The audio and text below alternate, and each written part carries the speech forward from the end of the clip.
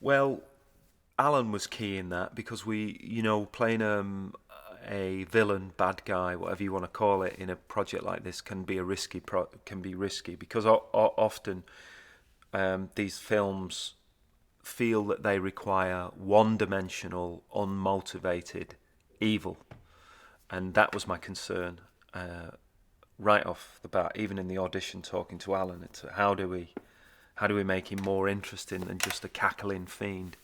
And it was Alan's sensibility and the way we spoke together about the project that made me feel we could perhaps give Malekith some complexity, because that's what the audience demand, really.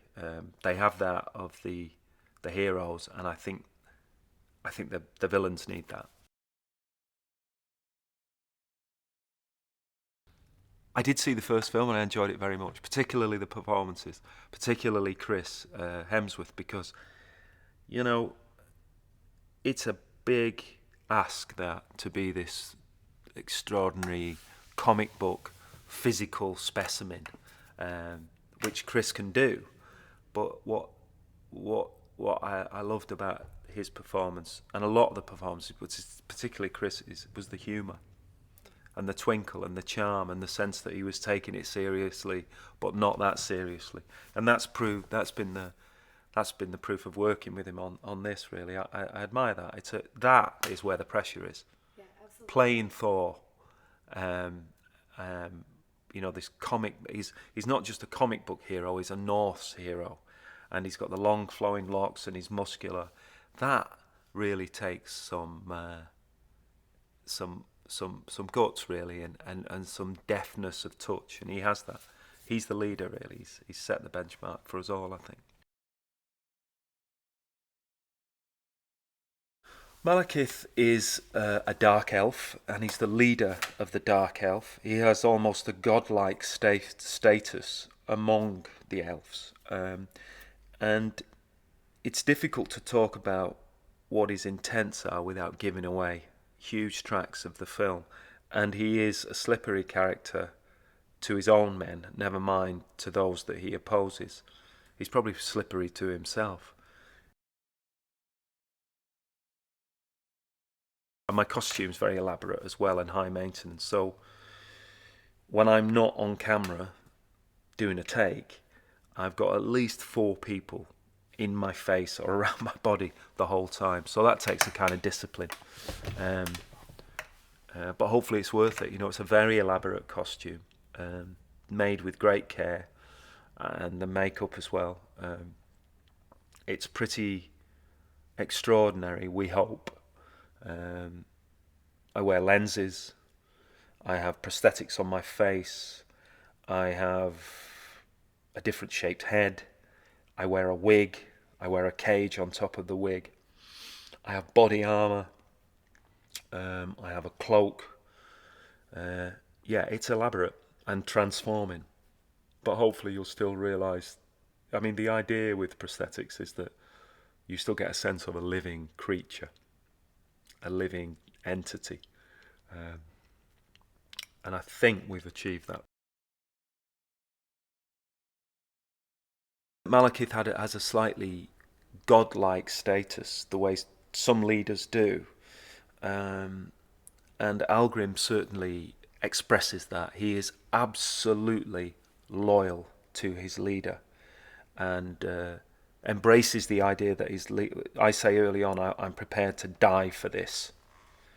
And I say to Algrim, but I don't expect the same of you. But Algrim pledges his loyalty to the cause.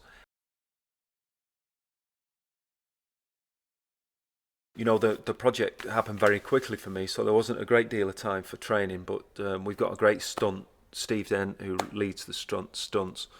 So the training happens on set in between takes, and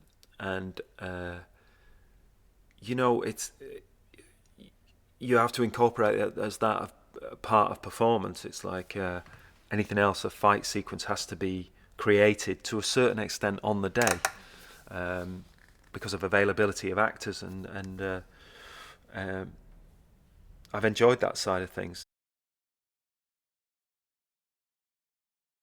A big thrill was Tony Hopkins, because when I was 19, I used to work at the National Theatre in London, and I used to sell ice creams and tear tickets.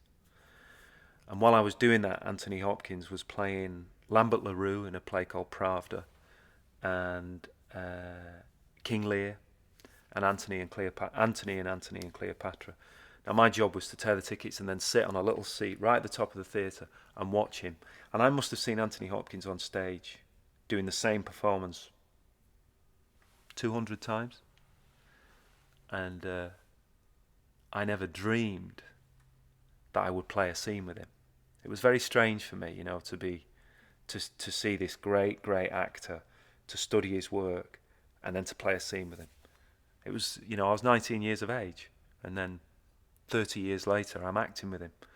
Huge thrill and honour for me, and a kind of completion of a circle, really, because I learnt a huge amount from those days just watching him on stage.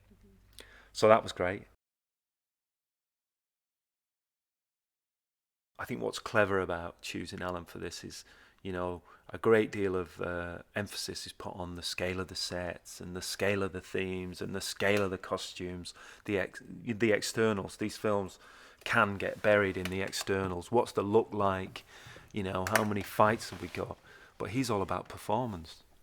And actually an audience will buy the stunts and the elaborate costumes and the elaborate sets only if they believe in the performances that are in front of their eyes. And Alan is brilliant at performance. He can do the visuals and the scale. And he said to me, I asked him, why did this appeal to you? He said, because I like the idea of just working with the pure image. He's a director and they love that, but he's fantastic with people and about finessing a performance, making it less theatrical, making it more organic, more throwaway, introducing humour.